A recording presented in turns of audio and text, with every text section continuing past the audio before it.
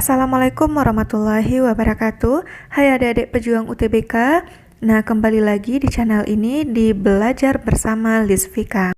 Nah, pada video kali ini kakak akan berbagi gambaran umum terkait soal-soal TPS yang mendominasi keluar di pelaksanaan UTBK 2021 ini. Nah, ini berdasarkan info yang kakak dapatkan dari teman-teman yang atau adik-adik kita yang sudah ujian mulai dari tanggal 12 kemarin sampai dengan hari kemarin. Nah, ini ada beberapa model soal TPS yang keluar dan mendominasi di soal-soal UTBK 2021 ini. Untuk itu, bagi adik-adik semua, silakan tonton video ini sampai selesai dan jangan di-skip agar tidak ada soal-soal yang terlewatkan. Oke, langsung saja kita masuk ke modal soal yang pertama, itu terkait tentang penalaran logis. Lebih tepatnya di sini kita akan membahas tipe soal tentang premis. Jadi langsung kita masuk ke soal yang pertama. Nah, untuk soal yang pertama sampai soal kelima, ini kakak menyajikan modal soal tentang penalaran logis atau tentang premis. Semoga adik-adik bisa mengambil kesimpulan dan bisa menarik atau mengambil trik bagaimana cara menjawab untuk modal soal-soal premis ini. Oke, untuk soal yang pertama, itu pernyataannya adalah semua karyawan mendapat fasilitas jaminan kesehatan. Karyawan senior itu mendapat fasilitas rumah tinggal. Nah, jadi ini tipenya itu adalah ada model yang pertama, pernyataan yang pertama menyatakan semua karyawan, sedangkan pernyataan kedua menyatakan ada karyawan senior yang mendapatkan fasilitas rumah tinggal. Nah, jadi di sini adik-adik bisa perhatikan untuk masing-masing opsi jawabannya. Nah, di sini kita cari mana jawaban yang paling tepat.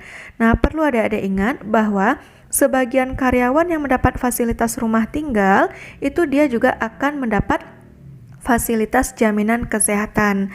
Nah, jadi di sini untuk jawaban yang tepat untuk soal nomor 1 itu adalah opsi yang D, yaitu sebagian yang mendapat fasilitas rumah tinggal itu mendapat fasilitas jaminan kesehatan. Jadi di sini kakak juga akan berbagi trik dan tips untuk adik-adik semua untuk bisa cepat menentukan jawaban terkait tentang soal premis ini. Nah, di sini kakak juga sudah tampilkan apa trik dan bagaimana cara agar adik-adik bisa memilih jawaban yang tepat terkait penalaran logis tipe premis ini.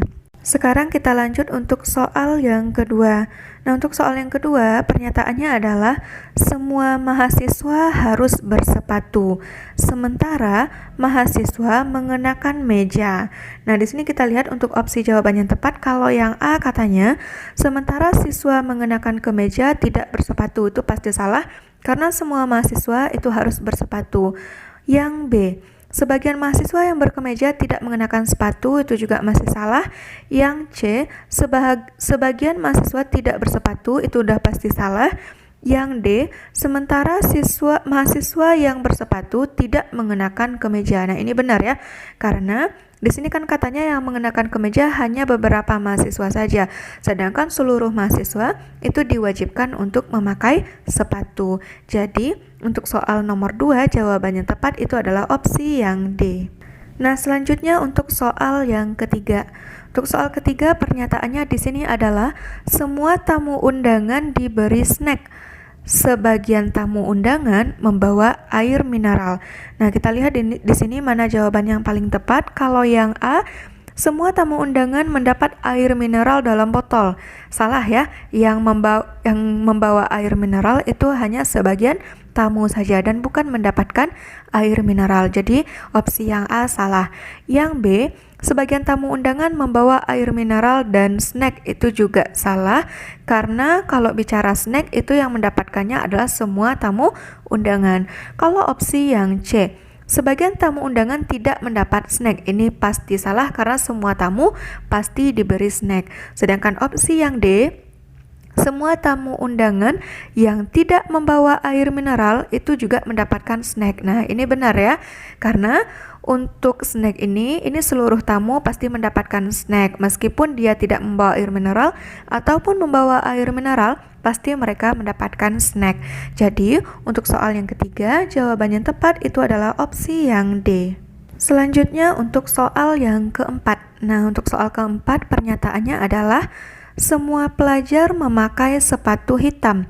Sebagian pelajar memakai baju kaos dan topi. Nah, kita lihat di sini mana pernyataan atau jawaban yang tepat. Kalau yang A, sebagian pelajar memakai sepatu dan baju kaos hitam.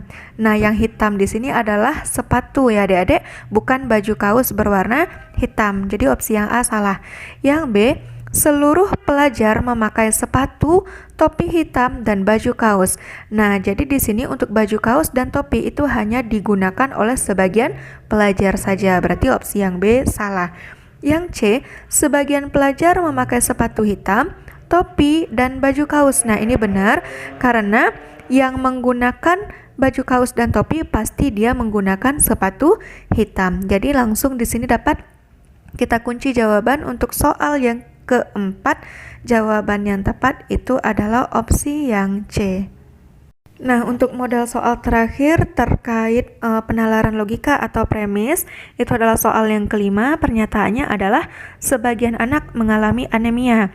Semua yang mengalami anemia itu dia tidak menyukai sayuran hijau. Maka di sini dapat kita ambil jawaban kalau opsi yang A, sebagian anak tidak menyukai sayuran hijau. Nah, jadi di sini kan katanya yang mengalami anemia ini kan sebagian. Nah, jadi di sini yang mengalami anemia itu memang tidak menyukai sayuran hijau. Jadi artinya di sini anak-anak yang mengalami anemia itu artinya dia tidak menyukai sayuran hijau. Maka langsung dapat jawabannya adalah opsi yang A, yaitu sebagian anak tidak menyukai sayuran hijau. Nah, berikutnya kita masuk modal soal itu tentang kesimpulan atau simpulan pada suatu bacaan atau teks. Nah, di sini untuk soal nomor 6 katanya, jika seorang mahasiswa mendapatkan IPK lebih dari 3,5 dan berhasil lolos seleksi mahasiswa berprestasi, dia akan mendapat predikat cum laude dan beasiswa S2 ke luar negeri. Teguh mendapatkan IPK 3,85 dan berhasil lolos seleksi mahasiswa berprestasi. Nah, simpulan yang tepat adalah kita lihat yang A, Teguh tidak memperoleh predikat cum laude. Ini salah ya. Kalau yang B, Teguh adalah mahasiswa terbaik. Nah, ini nggak cocok dengan kalimat yang di atas.